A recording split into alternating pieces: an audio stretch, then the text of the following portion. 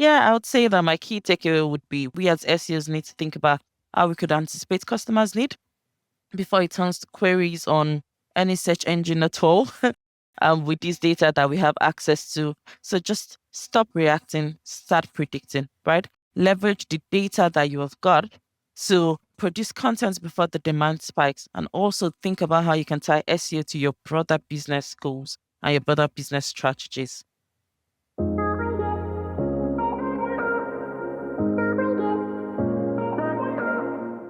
I am Folashade Uba, and this is SEO in 2026. Folashade, what's your number one SEO tip for 2026? My number one SEO tip would be that the most successful SEO strategy would be those shifting from reactive SEO to a more proactive SEO. And we're going to discuss that in the next few minutes. Okay, so what would be maybe a good is to have a couple of examples to begin with. So what would be an example of someone being a reactive SEO and someone being a proactive SEO? All right, so yeah, you're very correct. It's important to define that. So reactive SEO is more like when you're reacting to trends, right? You're reacting to competitors' move, reacting to keyword spikes, reacting to every Google algorithm changes. But a more proactive SEO is when you're actually intentionally shaping what the search could be, what the future could be, using predictive analysis and behavioral forecasting. Okay, so I was just about to ask how you be a more proactive SEO. You use these wonderful phrases, predictive analytics, and what was the other phrase you used again? Behavioral forecasting, predictive analysis, and behavioral forecasting. That's what I was thinking of as well. So those two terms, predictive analytics and behavioral forecasting. So what do those two terms mean? Okay, I think it's important to just dive in a bit, right? Like I said earlier, reactive SEO is when you're reacting to trends all the time, just waiting for that data to come out and taking some moves, right? But proactive SEO is when you already have this data, leverage this data, and you actually start to look for trends. You start to look for patterns in the data that you have to predict what's going to happen in future, right? And I'm going to give a very quick and easy example, especially with the buzzword now, AI, right? So imagine those that have actually predicted or anticipated that AI was going to be a big deal, at least as at this year, and they thought about it a couple of years ago, early last year, and they started to create content around it, right? So obviously the content will have to relate to your niche. So let's say AI in marketing, and you created that early last year, right?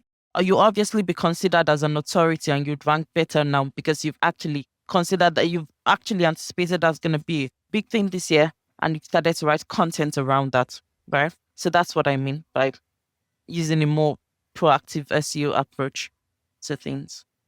Got you. So essentially predictive analysis is looking at the data that you already have, seeing perhaps what is the beginning of a trend, and then predicting what that trend is likely to be over the next year or so, and then mapping what you think are behavioral traits that your potential customers will show, and the reasons behind those trends are obviously the behaviors. Yeah, you're very correct, really. That's really what it's about. Looking at that data that you've got and trying to use it to anticipate what those customers are going to search for in the nearest future, right? And I give a very clear example about AI, but obviously it depends on your business, and any business can do this at all. And in the next few seconds, we're obviously going to be talking about what to look out for, what kind of data to use, and all of that. But yeah, that's practically it. And you'd find out that even you might not even have to be technically savvy, like have to code or do the predictive analysis. You find out that there are actually some tools that already do that for you. So you just need to take advantage of it for your business and move forward with that. Brilliant. Okay, so what tools do you like looking into, and what data do you like to look at within these tools to actually get a handle on how to actually forecast what the data is going to do in the future? Yeah, that's an interesting question. So first off, right, you need to think about the data that you have, like I said, and we already explained what we meant by proactive SEO, right? Thinking about looking at this data and trying to look for trends that could shape what customers are going to search for in future, right? And obviously that you have to think about the data that you have, leverage this data. You've got Google Analytics data that tells you what your users' behavior is like, but also you've got the Search Console data that tells you what the current performance is like, right?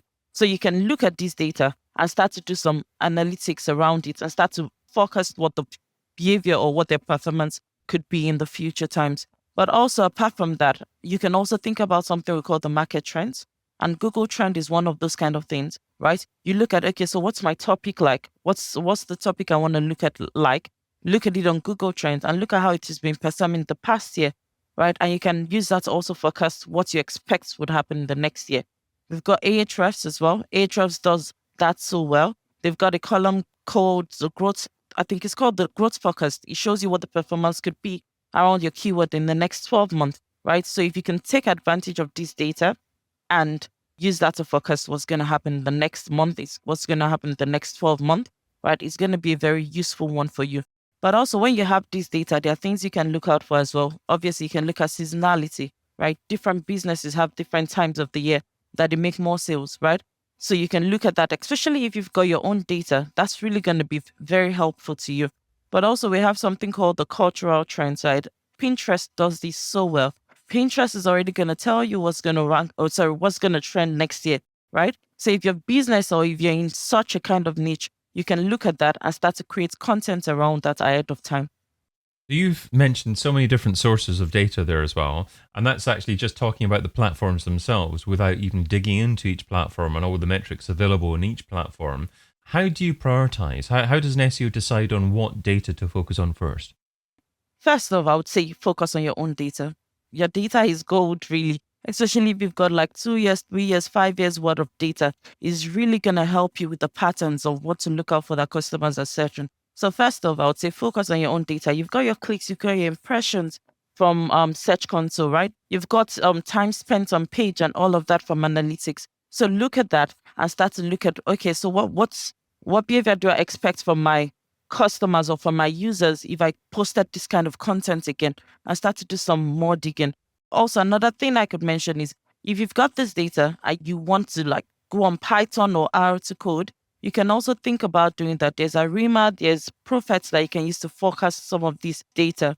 Okay. But also we've got like random forest that can help you with the high impact factors and all that you can look out for. But there are just simple ways that you can do that. You can go on Google Trends, like I've said. You can go on Ahrefs, I think that's got the growth forecast. And it's quite simple for you to do that really easily.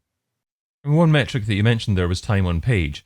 How do you use time on page as a metric to forecast what's going to happen in the future? And why does that matter to forecast that data in the future?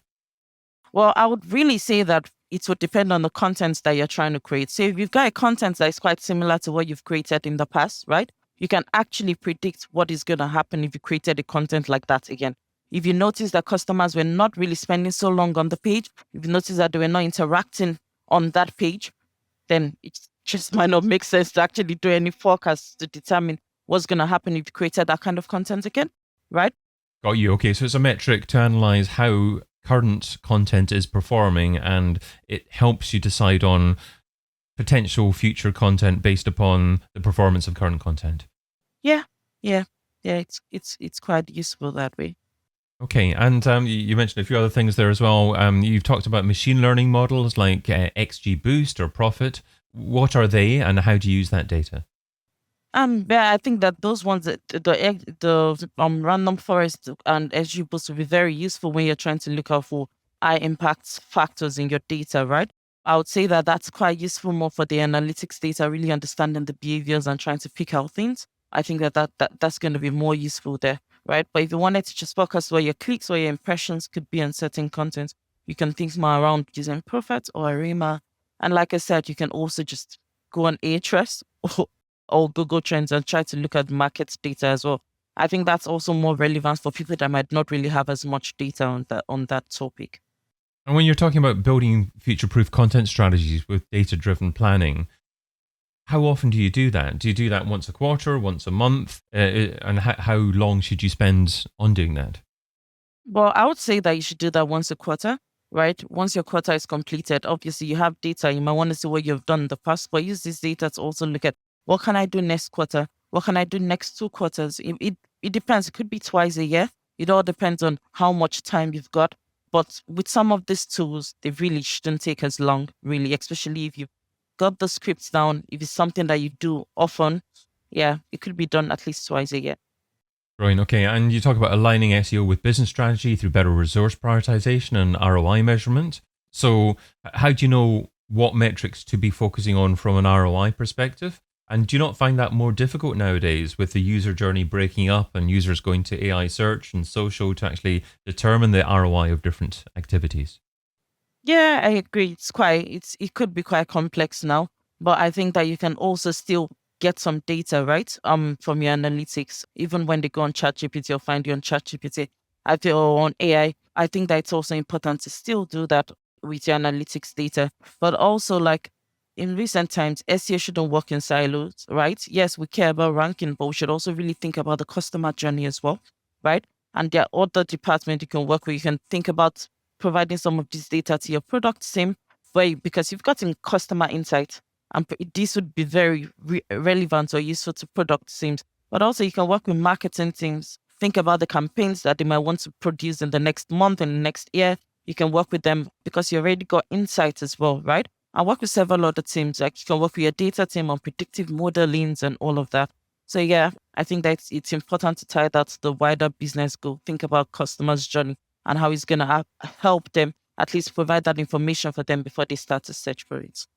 Okay, so it sounds like SEO should be sitting down with other marketing teams, product teams, data teams, as you say, and actually articulating what they find and also finding out information from other teams as well, and be quite proactive about doing this and perhaps running training sessions. I mean, should an SEO take the lead in doing this in a business?